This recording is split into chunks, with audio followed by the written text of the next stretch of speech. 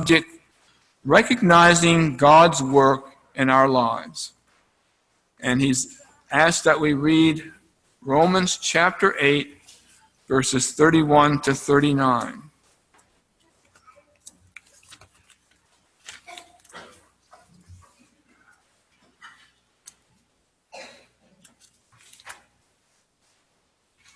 Romans chapter 8, starting with verse 31. What shall we say to these things? If God be for us, who can be against us?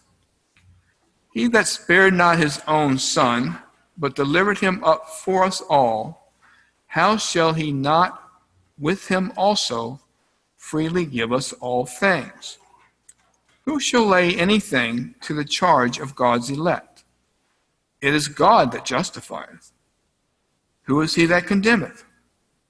It is Christ who died, yea, rather, that is risen again, who is even at the right hand of God, who also makes intercession for us.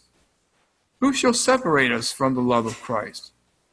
Shall tribulation, or distress, or persecution, or famine, or nakedness, or peril, or sword? As it is written, for thy sake we are killed all the day long. We are accounted as sheep for the slaughter. Yea, in all these things we are more than conquerors through him that loved us. For I am persuaded that neither death, nor life, nor angels, nor principalities, nor powers, nor things present, nor things to come, nor height, nor depth, nor any other creature shall be able to separate us from the love of God, which is in Christ Jesus our Lord. So now let's give our full attention to Brother Greg on the subject, recognizing God's work in our lives. Brother Greg.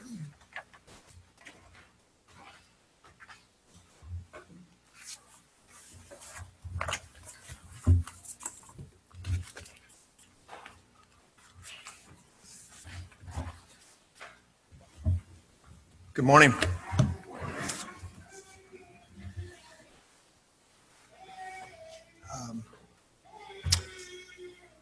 As I was preparing my remarks over the past couple of weeks,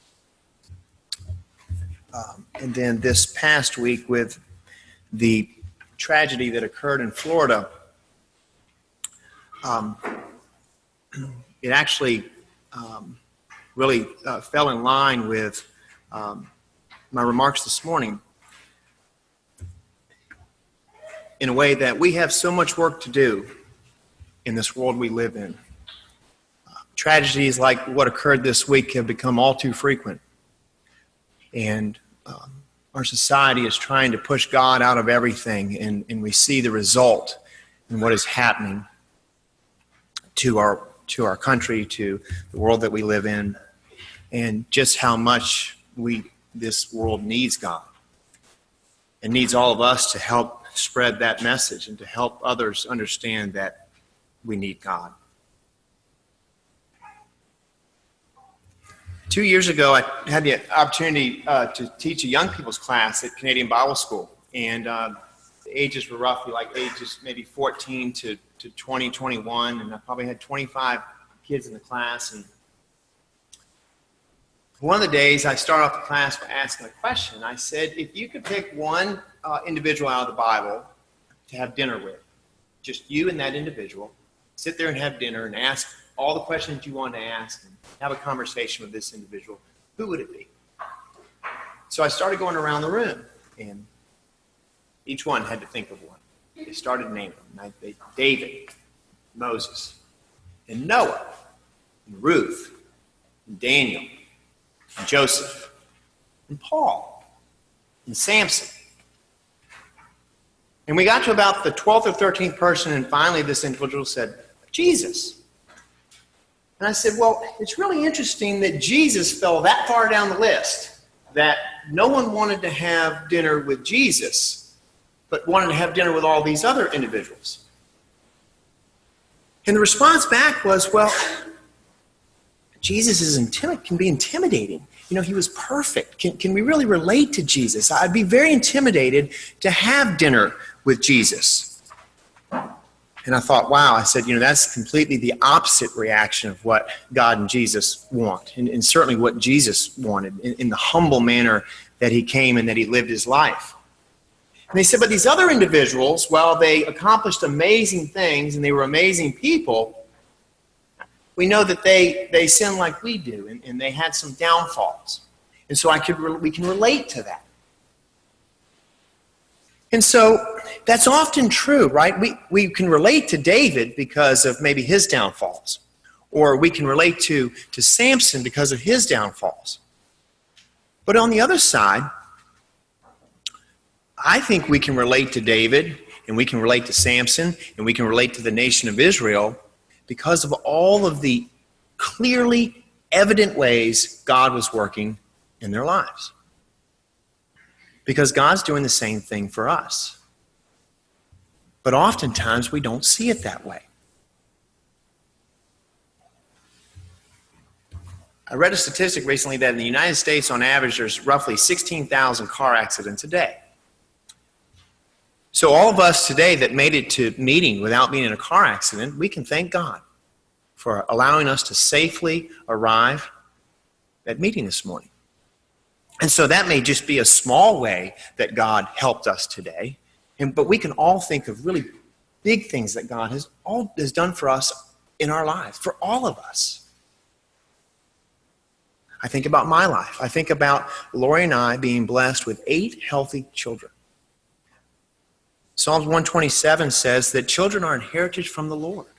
These are gifts that God has given to us. These are very big ways in which the Lord has blessed Lori and I with 8 healthy children. And all the other parents in the room with your healthy children. And so we often look to, say, the nation of Israel and say, how in the world could they have turned away from God, like what we're discussing in Brother Matt's class?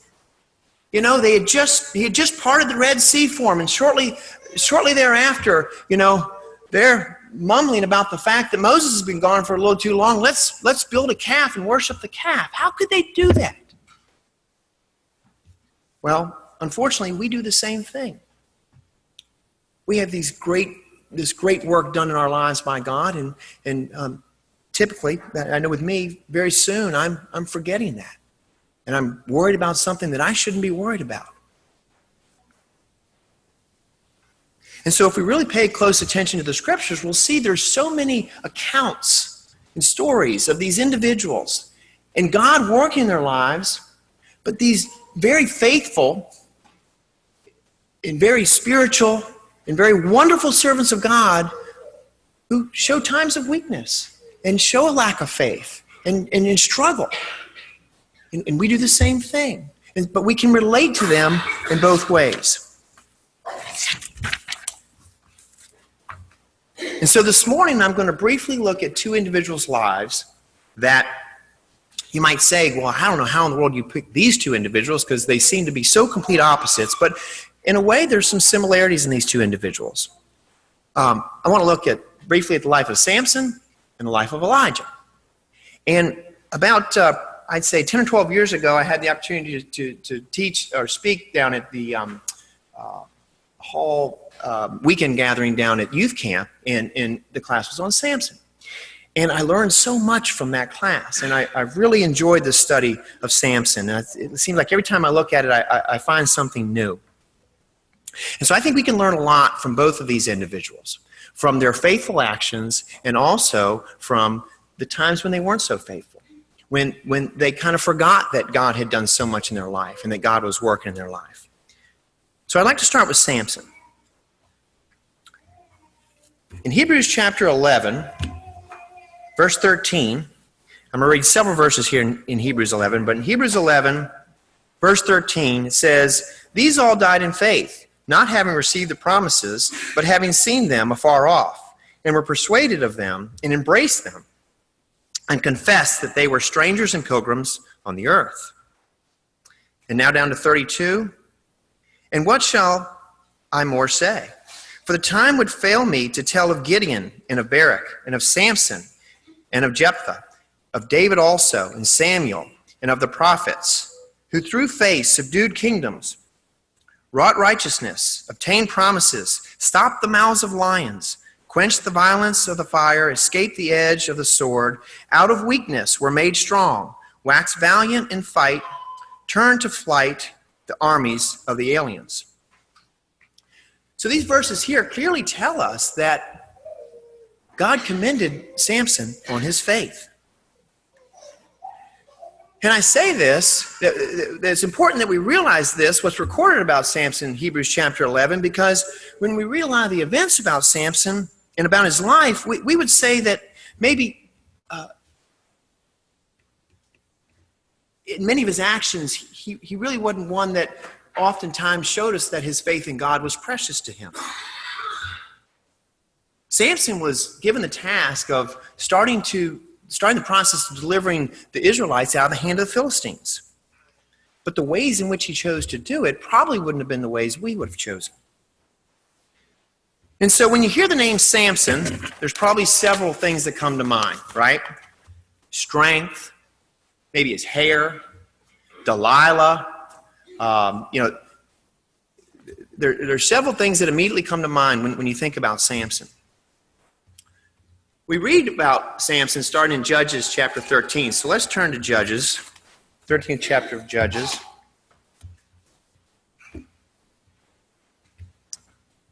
In verse 1.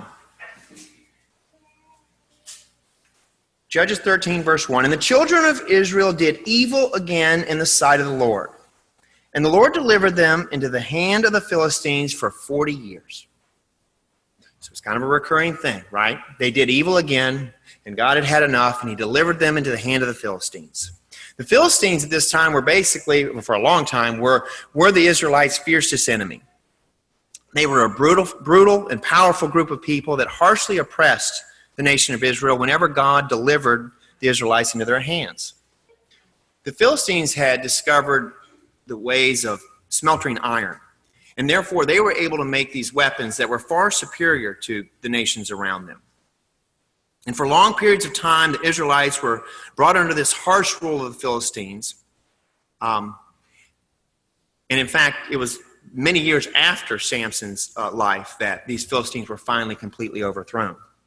But as we continue in chapter 13, starting in verse 2, we read, And there was a certain man of Zorah, of the family of the Danites, whose name was Manoah, and his wife was barren and bare not. And the angel of the Lord appeared unto the woman, and said unto her, Behold now, thou art barren, and bearest not, but thou shalt conceive and bear a son. Now therefore beware, I pray thee, and drink not wine nor strong drink, and eat not any unclean thing. For lo, thou shalt conceive, and bear a son, and no razor shall come on his head. For the child shall be a Nazarite unto God from the womb, and he shall begin to deliver Israel out of the hand of the Philistines. So we're introduced to a couple of folks here. We have Manoah, who is Samson's father, and his name means rest. And we have Manoah's wife, whose name is not given to us. And an angel came unto her and said that you are going to have a child. This child is going to be a boy, and he's going to be a Nazarite. And he's going to begin to deliver the Israelites out of the hand of the Philistines. So two very interesting things there in verse 5, right? One very interesting point is that the angel told Manoah's wife that their son was going to be a Nazarite. Because we know that typically a Nazarite, someone chooses to take the vow of being a Nazarite. But Samson didn't have that choice. Samson was going to be a Nazarite from birth. And so let's read the account about, kind of telling us a little bit about what being a Nazarite entails. Turn with me to Numbers chapter 6. Numbers chapter 6. Number 6, starting in verse 1.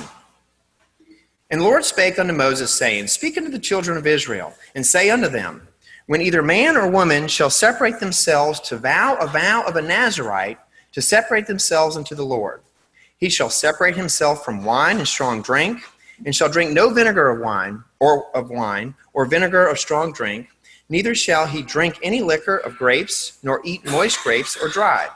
All the days of his separation shall he eat nothing that is made of the vine tree, from the kernels even to the husk. All the days of the vow of his separation, there shall no razor come upon his head, until the days be fulfilled in the which he separateth himself unto the Lord. He shall be holy, and shall let the locks of the hair of his head grow. All the days that he separateth himself unto the Lord, he shall come at no dead body. He shall not make himself unclean for his father, or for his mother, for his brother, or for his sister, when they die, because the consecration of his God is upon his head. All the days of his separation he is holy unto the Lord. So we see that the Nazarite had several things that they had to hold to while they were under this vow, right? They couldn't drink wine or strong drink. They couldn't cut their hair, and they couldn't come to close to a dead body. Okay? They couldn't touch or be around a dead body. And so then we go back to Judges, and so we know that Samson is going to be a Nazarite from birth. When we go back to Judges, and we go to Judges 13, the end of the chapter that we started, and we look at verses 24 and 25. And the woman bare a son, is called his name Samson. And the child grew, and the Lord blessed him. And the Spirit of the Lord began to move him at times in the camp of Dan between Zorah and Eshtaol. So the son's name was Samson. The Lord blessed him, and the Spirit of the Lord began to move him. So we're dealing with an individual that very clearly the Lord was active and working in his life. And in fact, he had called him out for a purpose.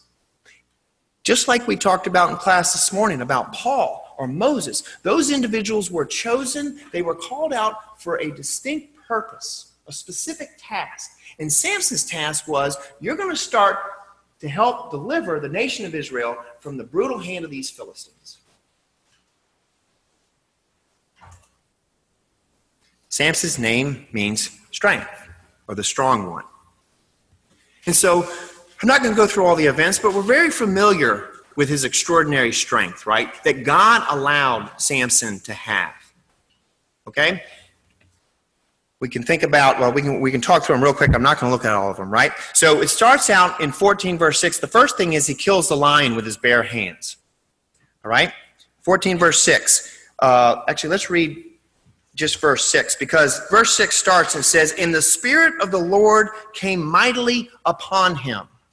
Okay, so we all know that this strength that Samson had was from the Lord. He had long hair. The strength was not because of his hair. The long hair was because he was a Nazarite, and his life was committed to God. And the strength came from God. And then he kills the 30 men that he got angry with because they answered his riddle. Then he catches 300 foxes, ties their tails together, and lights their tails on fire, so these now sets of 150 foxes can run all through the fields and burn the Philistines' fields down. He burst through the bands that they had bound him up with, and he goes on to kill 1,000 men with a jawbone of an ass. 1,000 men. And we know that in the last days of his life, what ended his life was he pushed down the pillars of the building that killed himself and the many Philistines that were in the building with him. And so the common thread to many of these accounts that we read, it starts with just what we saw in 14 verse 6. And the Spirit of the Lord came mightily upon him. So I don't think Samson was this massive, muscular man walking around that people weren't surprised by his strength. I think he was an average-looking guy. And the strength came on him, and it came from God, and Samson knew it.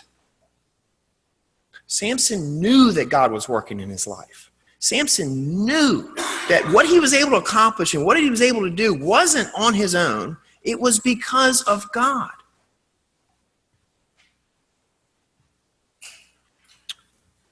So let's look at the first part of chapter 14. Because the first part of chapter 14, we see this other side of Samson. Judges 14, starting in verse 1. And Samson went down to Timnath and saw a woman in Timnath of the daughters of the Philistines. And he came up and told his father and his mother and said, I have seen a woman in Timnath of the daughters of the Philistines. Now therefore get her for me to wife. Then his father and his mother said unto him, Is there never a woman among the daughters of thy brothers, or among all my people, that thou goest to take a wife of the uncircumcised Philistines? And Samson said unto his father, Get her for me, for she pleaseth me well. So we see that Samson had a downfall. Samson favored the Philistine women. He fell in love with a Philistine woman. So Samson, like we, had lusts and desires. Samson, like we, had God working in his life.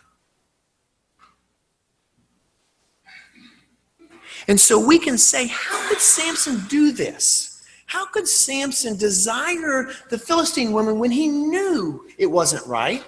When his parents reminded him that it wasn't right? How could he do this when God was so evidently working in his life?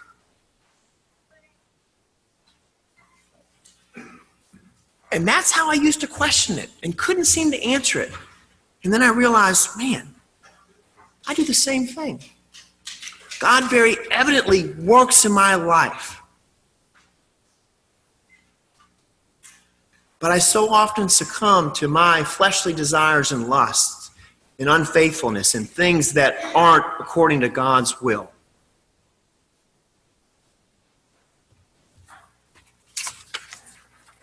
And so I don't bring this up to make us feel better about ourselves by looking at the downfalls of someone like Samson.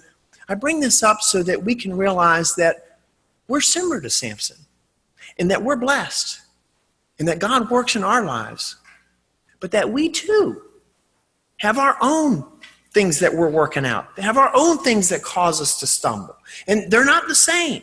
What I struggle with could be very different than what, say, Brad struggles with. And what Brad struggles with could be different than what Rob Scott struggles with. But we all have this flesh. I remember as a young kid, I attended Brother Mark DiLiberto's classes. And when he talked about the flesh, he'd grab his arm and talk about it in a real visual description of the sin in the flesh that we all are under. And so Samson's love for the foreign women and love or his anger and not being able to control his anger really hurt him in his life.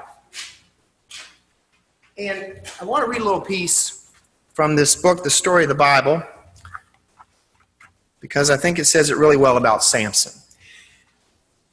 And so what we hope maybe is that the same wouldn't be said about us in our lives. Even though we need to remember that we started out by looking at Hebrews, where Samson was recognized as a faithful man.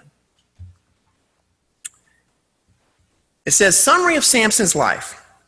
Samson, like the nation of Israel, was granted great opportunities, but failed to make the most of them simply because he did not rule his own will. His life began in marvel, but ended in tragedy. He manifested great faith in an environment of apathy and cowardice in Israel. Amazing strength was granted to him, but in general, it was wasted. He received little help from other Israelites, so that the nation failed to secure the deliverance that it otherwise could have enjoyed. God strengthened Samson as he strengthened Paul, and will strengthen all who turn to him in faith. So that's an interesting point. God strengthened Samson as he strengthened Paul, and will strengthen all who turn to him in faith.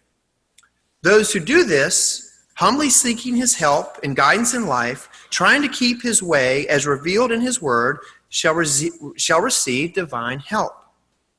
Without this God-given help and strength, however, the strongest among us are abjectly weak in spiritual attainments. Even with God's strength, many fail like Samson. And so hopefully we can learn from Samson and from his life and from his faith and from his unfaithfulness. So now I want to Look at Elijah. Elijah's name means the Lord is my God. Now, Elijah's life, he was around about 250 years after Samson. But he was around in a period where we have the northern kingdom and the southern kingdom, and King Ahab was the king of the northern kingdom. And we know at this time that kingdom was basically all Baal worshipers. And so he was sent by God for a specific purpose, to oppose vigorously the worship of the false god Baal. Now, what do we know about Baal? Well, Baal was considered the lord of the rain clouds and considered the god of fertility. So isn't that interesting? Lord of the rain clouds. Roughly BC 910, Ahab is the king of the northern kingdom, and so he's allowing this Baal worship to go on. And so Elijah's been tasked with putting an end to Baal worship in the northern kingdom. So we start reading about Elijah in 1 Kings. Turn with me, please, to 1 Kings chapter 17. 1 Kings 17. And we're going to start in verse 1. And Elijah the Tishbite, who was of the inhabitants of Gilead, said unto Ahab, As the Lord God of Israel liveth, before whom I stand, there shall not be dew nor rain these years, but according to my word. And the word of the Lord came unto him, saying, Get thee hence, and turn thee eastward, and hide thyself by the brook of Cherith, that is before Jordan. And it shall be that thou shalt drink of the brook, and I have commanded the ravens to feed thee there. So he went and did according unto the word of the Lord, for he went and dwelt by the brook of Cherith, that is before Jordan. And the ravens brought him bread and flesh in the morning, and bread and flesh in the evening. And he drank of the brook. And it came to pass after a while that the brook dried up, because there had been no rain in the land. And the word of the Lord came unto him, saying, Arise, get thee to Zarephath, which belongeth to Zion, and dwell there. Behold, I have commanded a widow woman there to sustain me. Okay, so we've had a lot happen right here in these first 9 verses of 1 Kings chapter 17. The first thing Elijah does is he goes to King Ahab and he says, Hey, I want to let you know that there's not going to be any rain for a long time. In fact, it's not going to rain. It says not going to. There shall not be dew nor rain these years, but according to my word. So Ahab's got to be thinking, well, wait a second. We worship Baal here, and he's the Lord of the rain clouds. We should be just fine, right? Isn't it interesting? Isn't it interesting what God chose to bring upon this northern kingdom? And he did it so many times to show these people that, no, he is the only God. He is the only true God. He's the only one that can make it rain. You can call your God the God of the rain clouds, but when it doesn't rain for 3.5 years, you're going to start to question if your God's really the God of the rain clouds. And so we have this famine. But he's going to watch over Elijah, right? And so what does he do? He tells Elijah to go stay by this brook. And he's going to be able to drink from that brook, and he's going to be fed by ravens. And these ravens are going to bring him his food. So Elijah, being the faithful servant he was, he did that. And these ravens fed him. Well, there was no rain for a period of time. And so, as we know, the brook dried up. So he tells Elijah, he says, the brook's dried up, so here's where I want you to go. You're going to go to Zarephath, and you're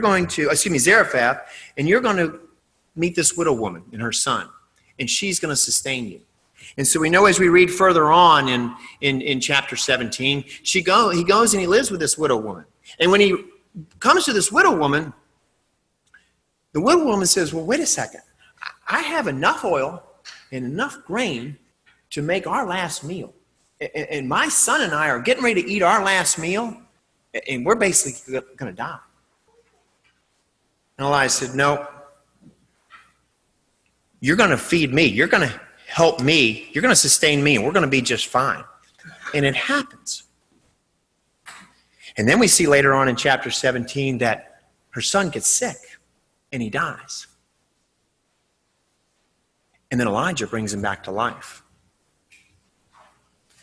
And so the last verse of chapter 17, verse 24 says, "And the woman said to Elijah, 'Now by this I know that thou art a man of God, and that the word of the Lord in thy mouth is truth.'" Think about that. Someone says to you, "I know that you are a man of God and that the words in your mouth are true." She knew it. She knew that what he had done, the food that they had been allowed to eat, the bringing her son back to life, she knew that this was a man that was working under the direction and directly by the hand of God. And so then in 18, we know that Elijah, in chapter 18, Elijah has his little face-off with the worshipers of Baal, doesn't he? With the altar. And their deal is, listen, if your God can bring fire down on this altar, then Baal's real. But if my God, the one true God, brings fire down on the altar, you're going to realize that there is only one true God. And we know that that happens. How amazing that must have been for Elijah to be able to do that. All these prophets of Baal and all these guys, I think it said 450 of them, calling to the God of Baal and asking the God of Baal and doing all these things to bring fire on the altar, and nothing happens. And so now it's Elijah's turn. And he goes and he decides to make it even a little more difficult. I'm going to douse the whole thing with water and put water all around it. And he prays unto God, and the fire comes down. So how amazing this must have been for Elijah. These things that have occurred so far, right? He tells Ahab there's not going to be any rain. There's no rain. He's fed by ravens. He's fed by the widow woman who didn't have anything left but one more meal. He brings the young man back to life. He brings fire down the altar. All of these things very evidently were from the hand of God working in Elijah's life. Well, after what happened with Baal, Ahab's wife gets very upset about this. And she says she's going to kill Elijah for what he's done. Well, Elijah gets scared, doesn't he? So let's look at chapter 19. Start reading in verse 1. "And Ahab told Jezebel all that Elijah had done, and with all how he had slain all the prophets with the sword. Then Jezebel sent a messenger unto Elijah, saying, So let the gods do to me, and more also, if I make not thy life as the life of one of them by tomorrow about this time. And when he saw that, he arose and went for his life, and came to Beersheba, which belongeth to Judah, and left his servant there. But he himself went a day's journey into the wilderness, and came and sat down under a juniper tree, and he requested for himself that he might die, and said, It is enough now, O Lord, take away my life, for I am not better than my fathers. So he had just witnessed all of this, but now he's scared of what Jezebel's going to do to him. In fact, he's so scared, he runs out into the wilderness, and he just wants to die. He says, God, just take my life.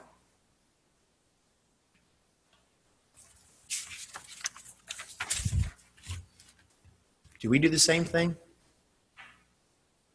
We have a very similar situation with Elijah and Samson. Both have a very specific task. Both know that God's working in their lives.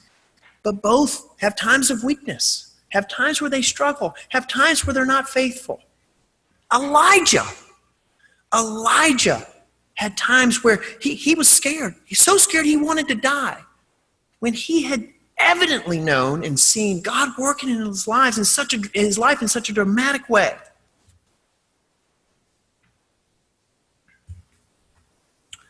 So we've not been asked to help deliver the nation of Israel from the Philistines. We've not been asked to oppose and totally do away with all the prophets of Baal. But we do have responsibilities, don't we? God has asked us to do an awful lot. He's asked us to follow his commandments. He's asked us to love him more than anything else or anybody else in this life.